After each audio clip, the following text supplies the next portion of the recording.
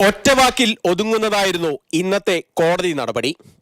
SFIO അന്വേഷണം റദ്ദാക്കണമെന്ന ആവശ്യം justice M Nagaprasanna തള്ളി. വിശദമായ വിധിപ്പകർപ്പ് നാളെ രാവിലെയോടെ ലഭ്യമാകും. രജിസ്ട്രാർ ഓഫ് കമ്പനീസ് അന്വേഷണത്തിന് പുറമെ മറ്റൊരു അന്വേഷണം നടക്കുന്നത് ചട്ടലംഘനമാണെന്നായിരുന്നു എക്സാലോജിക്കിന്റെ വാദം. എന്നാൽ ROCയുടെ പ്രാഥമിക അന്വേഷണത്തിൽ തന്നെ ക്രമക്കേടുകൾ കണ്ടെത്തിയെന്ന് SFIO കോടതിയിൽ വ്യക്തമാക്കി. CMRL കമ്പനി 135 കോടിയോളം രൂപ കേരളത്തിലെ വിവിധ രാഷ്ട്രീയക്കാർക്ക് നൽകിയെന്നും SFIO തെളിവുകൾ സഹിതം വാദിച്ചു. കൂടുതൽ അധികാരമുള്ള ഏജൻസി വരുന്നത് അന്വേഷണം കാര്യക്ഷമമാക്കും. ഹർജി തള്ളിയത് എക്സാലോജിക്കിന് മാത്രമല്ല തിരിച്ചടി. രാഷ്ട്രീയ പ്രേരിത അന്വേഷണമെന്ന CPM പ്രതിരോധം കൂടുതൽ ദുർബലമാകും. അതിന് ഞാൻ മറുപടി കാര്യമില്ല. അതവര് കേസ് അതുപോലെ കമ്പനി ആരോപണമുന മുഖ്യമന്ത്രിയിൽ നിന്ന് മാറാതിരിക്കാനുള്ള ശ്രമത്തിലാണ് പ്രതിപക്ഷം.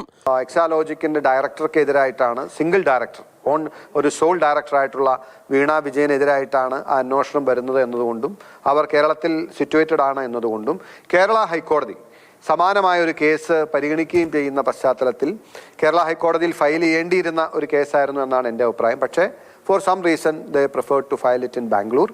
കേസിൽ കൂടുതൽ തെളിവുകൾ പുറത്തുവിടുമെന്ന് ഷോൺ ജോർജ്. പരാതിക്കാരനായി ഷോൺ ജോർജ് പോലും കർണാടക ഹൈക്കോടതിയിലില്ല.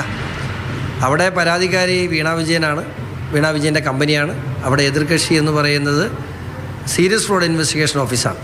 ഹൈക്കോടതി നടപടിയോടെ അന്വേഷണം വേഗത്തിലാക്കാനാകും SFIO ശ്രമിക്കുക.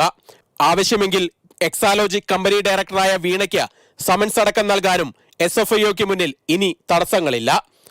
ലോക്സഭാ തിരഞ്ഞെടുപ്പ് അടുത്ത വേളയിൽ വന്നിരിക്കുന്ന കർണാടക ഹൈക്കോടതിയുടെ വിധി മുഖ്യമന്ത്രിയെയും CPMനെയും ഒരുപോലെ പ്രതിരോധത്തിലാക്കുന്നതാണ്.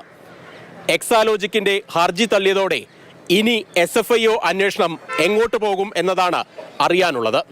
ബംഗളൂരിൽ നിന്നും KB ശ്രീധരൻ, മാതൃഭൂമി ന്യൂസ്.